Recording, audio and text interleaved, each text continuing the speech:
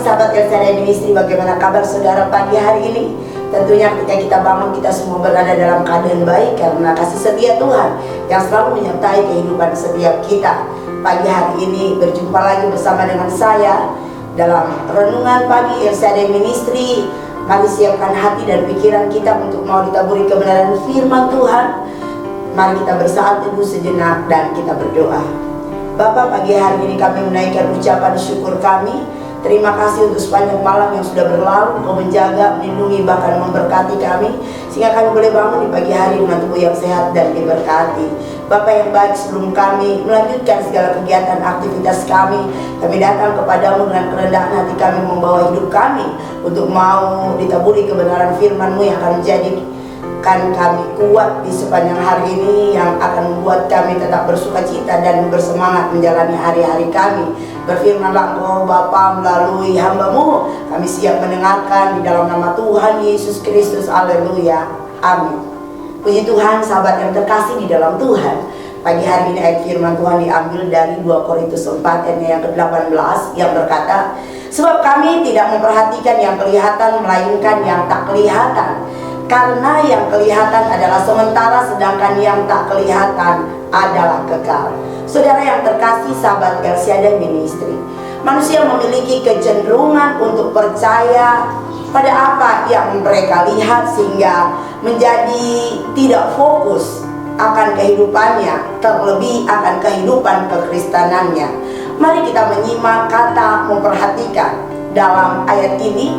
Terjemahan Alkitab bahasa Yunani, kata memperhatikan artinya bleopomena, yaitu melihat untuk membedakan dari mata jasmani dan melihat dengan menggunakan mata. Seperti ketika misalnya kita menembak atau memanah, pastilah kita memiliki titik sasaran yang kita tuju dan tidak menembak sembarangan. Inilah kira-kira pengertian yang sesungguhnya dari kata memperhatikan.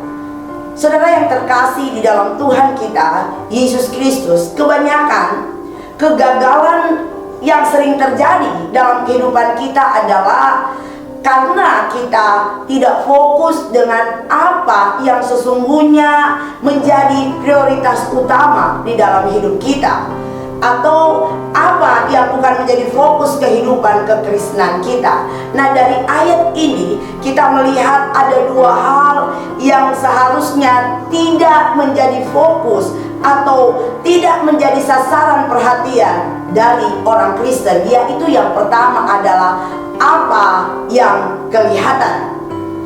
Sebab kami tidak memperhatikan yang kelihatan. Apakah yang dimaksud dengan hal-hal yang kelihatan ini? Hal-hal yang kelihatan adalah hal-hal duniawi seperti uang, gaji, kesenangan, keuntungan, yaitu hal-hal yang kelihatan menarik perhatian manusia duniawi atau menarik perhatian orang-orang yang belum bertobat. Sudah bukan menjadi rahasia umum bahwa orang-orang Kristen zaman now ini, bahkan mungkin juga para hamba Tuhan, melihat hal-hal yang kelihatan dan memberikan perhatian yang lebih besar kepada hal-hal yang kelihatan daripada apa yang tidak kelihatan. Anak-anak Tuhan zaman sekarang lebih suka mendengar janji-janji firman Tuhan yang menghibur dan tidak mau ditegur. Lebih suka mendengar janji akan berkat materi daripada janji akan berkat-berkat rohani yang menuju kepada sebuah kehidupan yang kekal. Walaupun memang sesungguhnya bukanlah yang harus menjadi fokus kehidupan Kristen. Saudara yang terkasih, memang Alkitab mengajarkan agar kita manusia selama hidup di dunia ini harus mencari materi, harus bekerja. Karena Rasul Paulus juga berkata bahwa kalau ada orang Kristen yang mampu bekerja namun dia malas dan tidak mau bekerja, biarlah ia kelaparan oleh karena kemalasannya. Namun saudara yang terkasih, yang ditekankan dalam firman Tuhan ini bukan berarti selama kita hidup di dunia ini orang Kristen tidak perlu bekerja, tidak perlu cari materi. Tapi bagaimana kita berusaha agar supaya hal-hal duniawi itu tidak merubah fokus kita.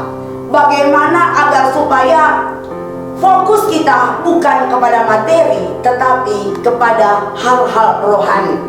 Ingat, kata fokus mengacu kepada apa yang utama.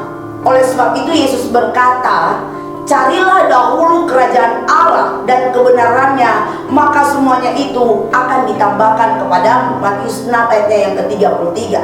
Maka semuanya akan ditambahkan kepadamu, menunjukkan bahwa hal-hal materi bagi hidup ini adalah tambahan yang akan ditambahkan Tuhan di dalam kehidupan setiap kita. Tetapi tujuan hidup kita yang sebenarnya adalah keselamatan. Dan Rasul Paulus berani berkata demikian dalam ayat ini karena ia sudah membuktikan perubahan fokus hidupnya setelah dia bertobat. Pada mulanya Rasul Paulus kita kenal adalah seorang yang sangat terkenal, seorang yang sukses. Namun ketika dia menjadi orang Kristen, ia kehilangan reputasinya dan dia mulai hidup susah. Dia mulai menghadapi kerasnya kehidupan, tetapi tidak pernah mengalihkan fokus utamanya kepada Yesus Kristus. Saudara, yang kedua adalah yang bersifat sementara. Sebab kami tidak memperhatikan yang kelihatan, karena yang kelihatan adalah sementara. Saudara terkasih di dalam Tuhan, mengapa Rasul Paulus menulis kalimat ini? Karena hal-hal yang kelihatan, yang kita lihat di tengah-tengah dunia ini bersifat sementara. Itu berarti temporer, hanya sebentar saja. Semua hal yang kelihatan hanya bersifat sementara. Dan tak bisa dipungkiri bahwa kita manusia sangat mencintai hal-hal duniawi yang sifatnya sementara. Kita juga berpikir tentang hal-hal duniawi yang bisa kita kuasai setiap saat. Tidak memikirkan Tuhan, tidak lagi memiliki sebuah kerinduan, atau tidak lagi menginginkan untuk mendengar tentang kebenaran dan berpikir tentang kehidupan yang akan datang.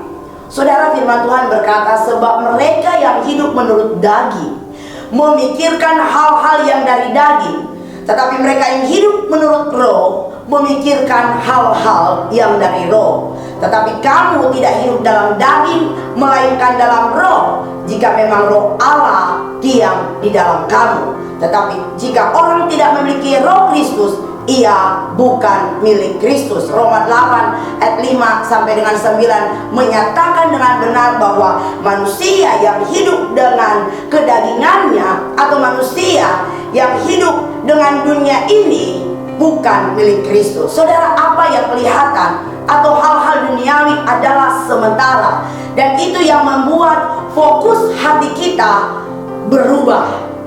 Saudara yang terkasih di dalam Tuhan, fokus hidup duniawi adalah milik orang-orang yang belum bertobat. Dan yang menjadi pertanyaan adalah, apakah saudara sudah bertobat? Jika saudara sudah bertobat, bukankah tidak seharusnya hal-hal yang bersifat duniawi, yang bersifat sementara itu menjadi fokus hidup kita, menjadi fokus hati kita, dan menjadi tujuan kita di tengah-tengah dunia ini?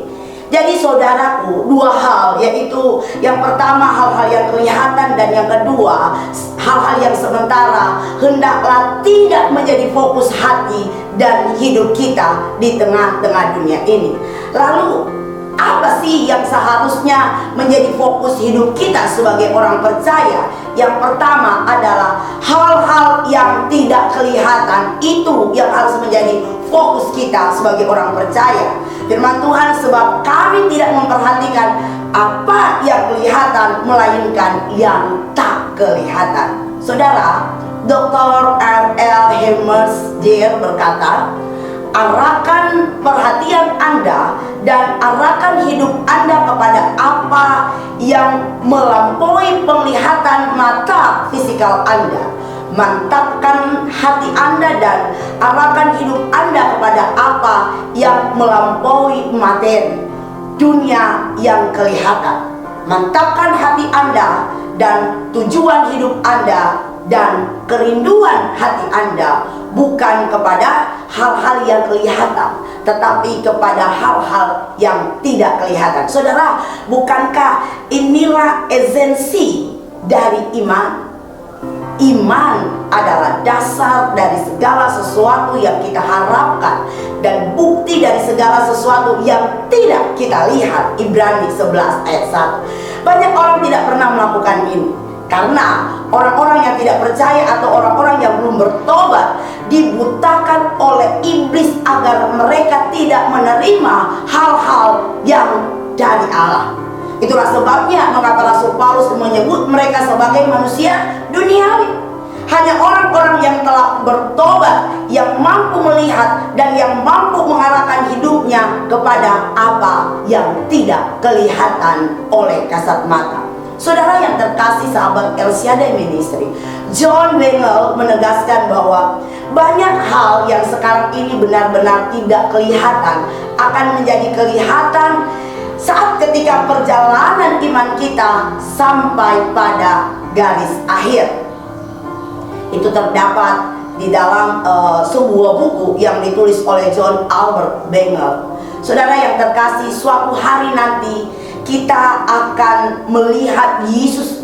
Suatu hari nanti kita akan melihat Yerusalem baru, kota surgawi yang dijanjikan bagi saya dan saudara. Suatu hari nanti kita akan melihat setan dibelenggu dan Kristus memerintah atas seluruh bumi ini. Ini adalah hal-hal yang akan terjadi nanti, dan keselamatan itu bersifat kekal.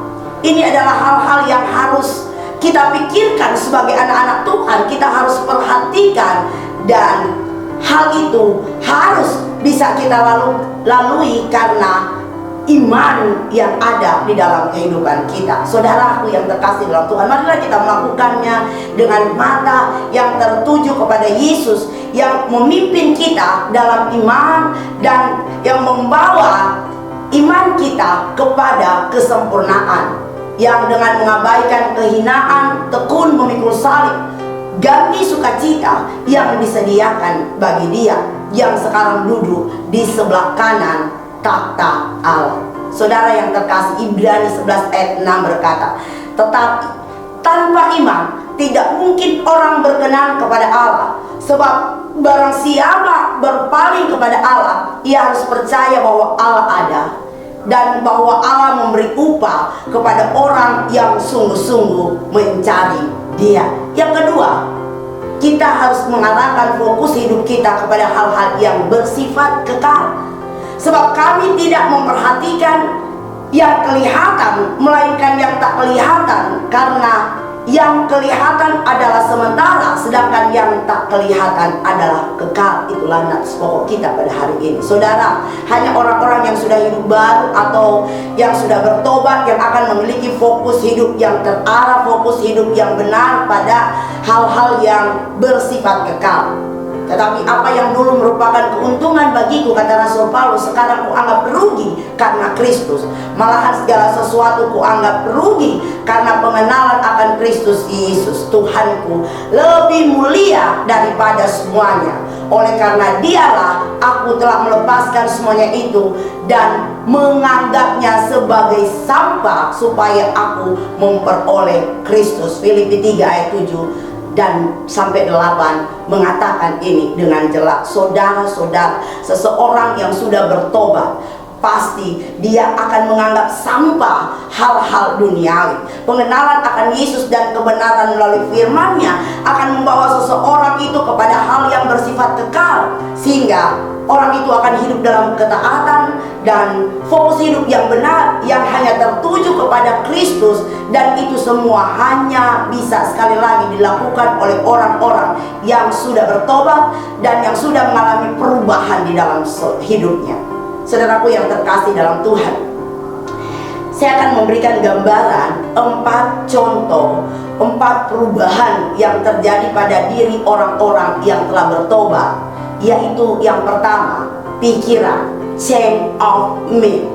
Yang kedua, perubahan hati, change of heart. Yang ketiga, perubahan hidup, change of life. Yang keempat, perubahan kasih sayang, change of affection.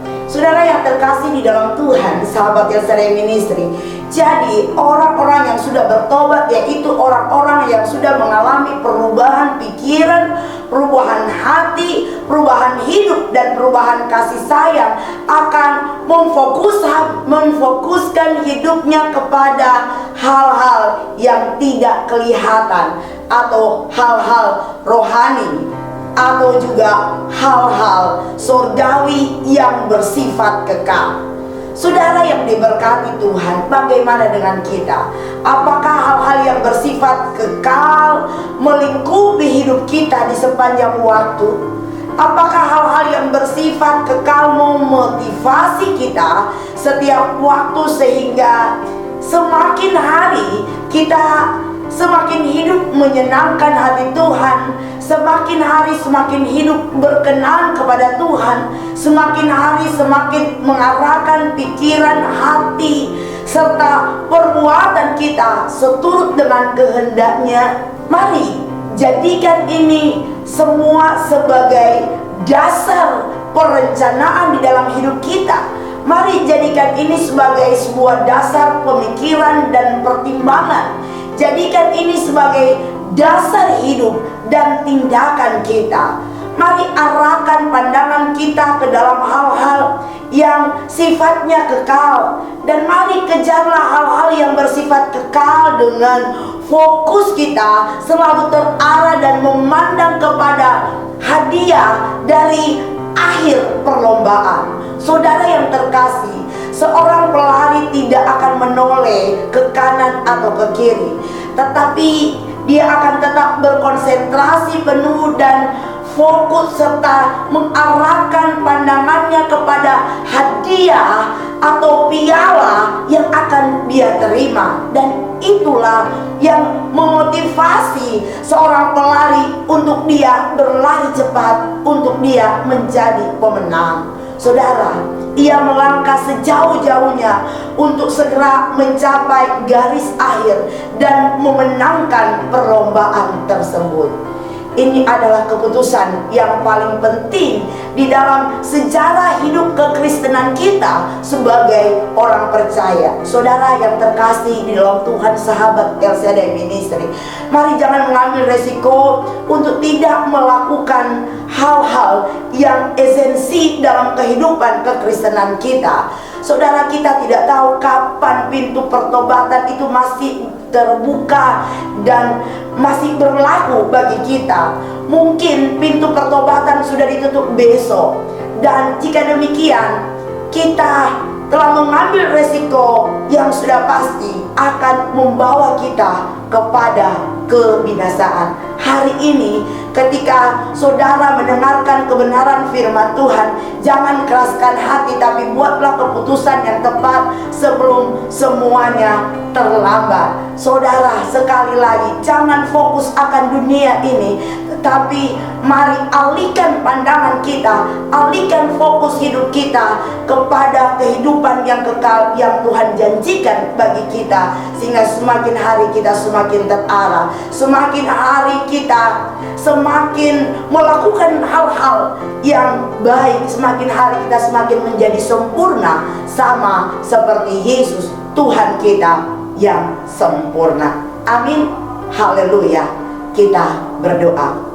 Bapa yang baik, kembali kami datang kepadamu. Kami bersyukur untuk kebenaran firman-Mu yang kembali mengingatkan kami agar kehidupan kekristenan kami mulai mengalami perubahan fokus cara pandang yang benar, agar kami melupakan hal-hal yang kelihatan, hal-hal yang sementara, dan mengalihkan pandangan kami, fokus kami kepada hal-hal yang tidak kelihatan, pada hal-hal yang kekal. Terima kasih untuk firman-Mu Tuhan. Tolong kami, mampukan kami agar kami boleh melakukan apa yang Kau kehendaki Tuhan. Terima kasih Tuhan, kami percaya Roh Kudus akan memampukan kami hari demi hari agar kami berjalan dalam terang firman-Mu yang menuntun kami kepada janji-janji kehidupan yang kekal yang Engkau berikan kepada kami. Terpujilah Engkau Tuhan, teruslah menyertai dan memberkati kami sepanjang hari ini dalam segala kegiatan dan aktivitas kami Tuhan. Biarlah terang firman-Mu menuntun langkah kami agar supaya hari ini kami boleh menjadi berkat bagi orang-orang di sekitar kami. Di dalam nama Tuhan Yesus Kristus kami berdoa dan mengucap syukur. Haleluya, amin. Puji Tuhan, saudaraku yang kekasih, selamat beraktivitas.